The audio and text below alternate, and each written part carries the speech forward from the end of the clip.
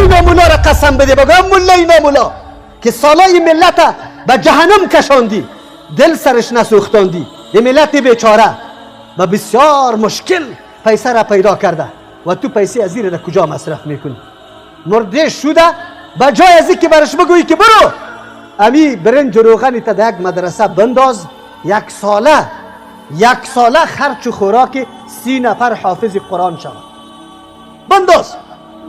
حاجت به کاکا و ماما و بچه کاکا و بچه ماما و وزیر و آجی و مولی و وکیل نیست که تو رقه روان کنی طلب کنی شد. نمیفهمن که کدامش ثواب داره؟ امی ملای نامولا را قسم بده که کدامش ثواب داره. شک و شبهه دیش است، ولی ما خود گول میزنیم. چرا امی کاری که بی شبهه است نمی کنیم انجام؟